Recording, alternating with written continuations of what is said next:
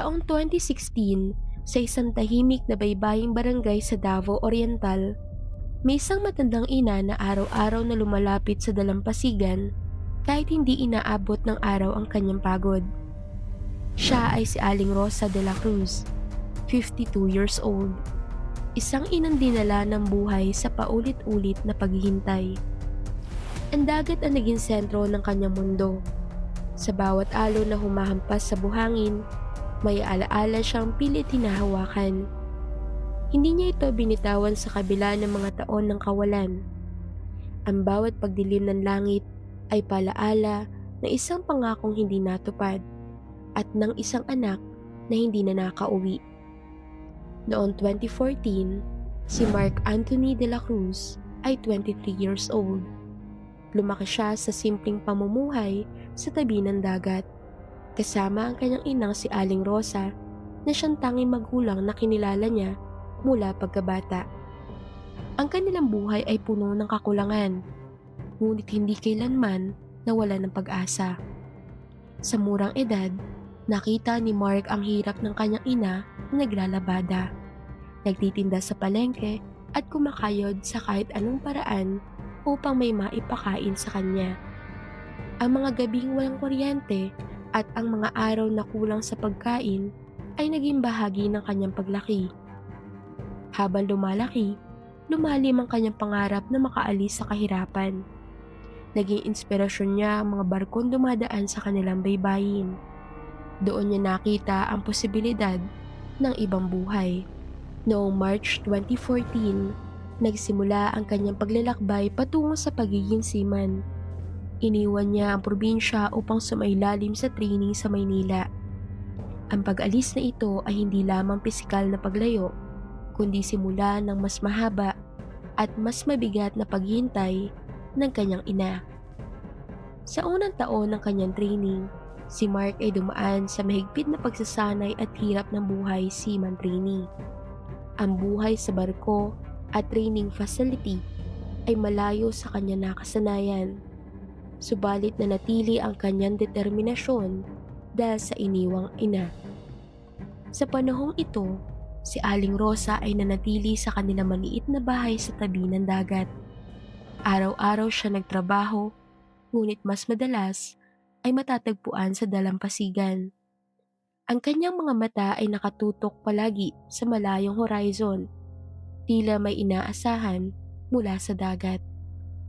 Ang bawat buwan na lumilipas ay nagdadala ng sandaling pag-asa sa bawat ulat na natatanggap niya mula sa kanyang anak. Ngunit habang tumatagal, ay mas sumahaba rin ang pagitan ng mga balita. Ang mga tawag ay nagiging bihira, ngunit ang ina ay nanatiling matyaga. Taong 2015, nang tuluyang makasampa si Mark sa barko bilang seaman trainee, ito ang pinakahihintay niyang yugto ng kanyang pangarap. Ang barko ay naging bagong mundo niya, malawak, malamig, at puno ng panganib.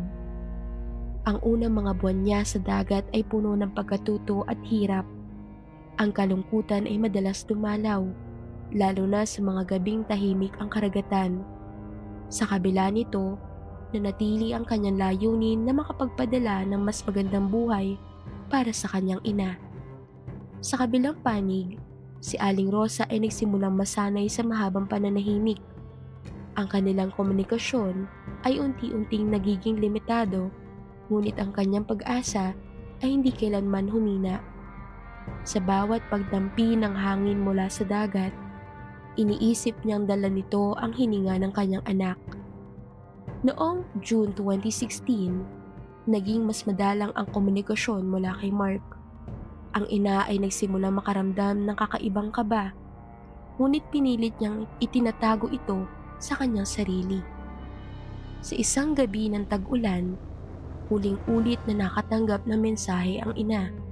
Walang malinaw na paliwanag, ngunit may pahiwatig ng bigat at pakanib sa trabaho sa dagat.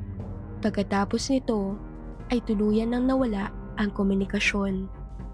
Ang katahimikan ay naging masakit na bahagi ng araw-araw ni Aling Rosa. Ngunit sa halip na sumuko, ay mas lalo siyang kumapit sa pag-asa. Ilang araw matapos ang pagkawala ng komunikasyon, dumating ang balita sa barangay.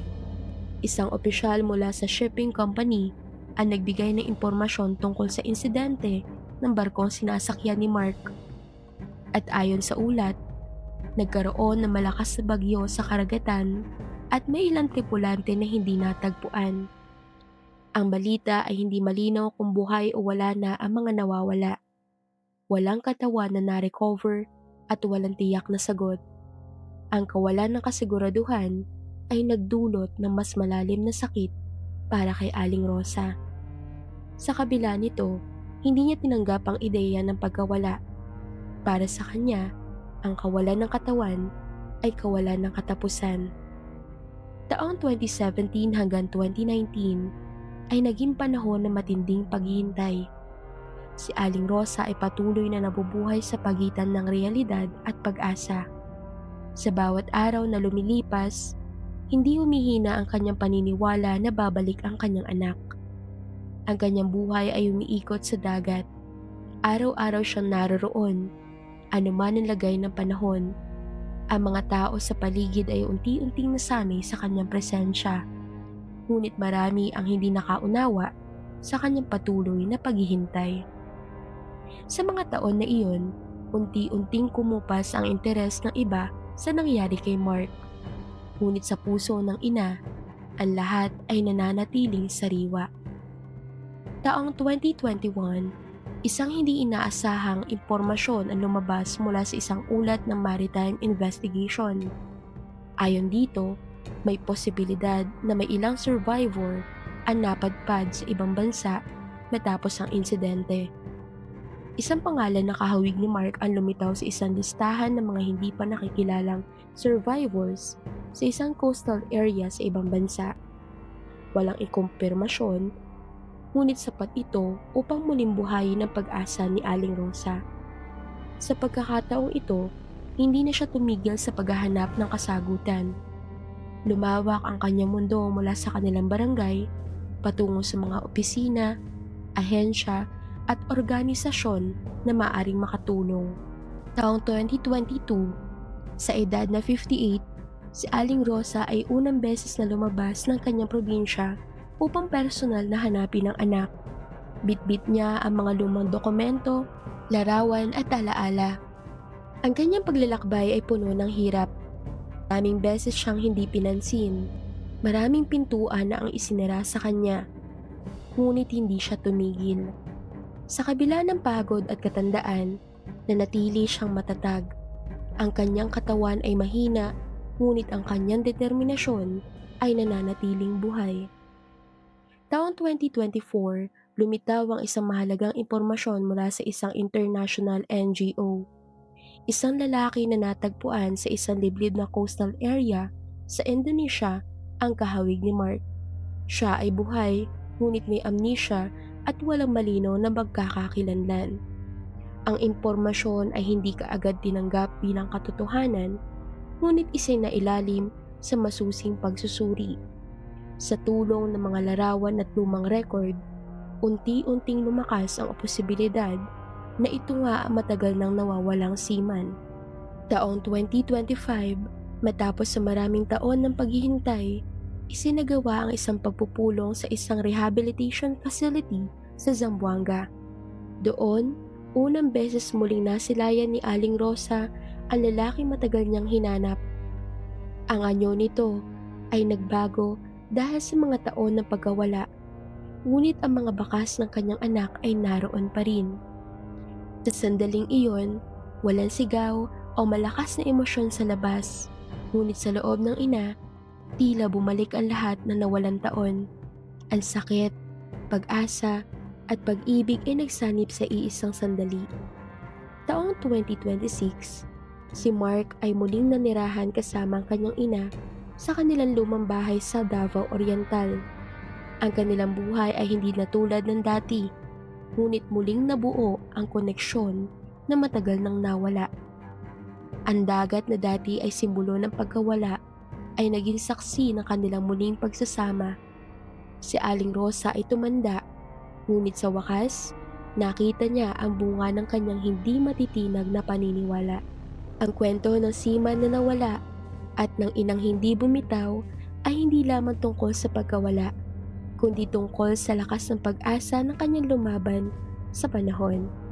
Sa bawat alon ng dagat, may mga kwentong hindi agad nagtatapos.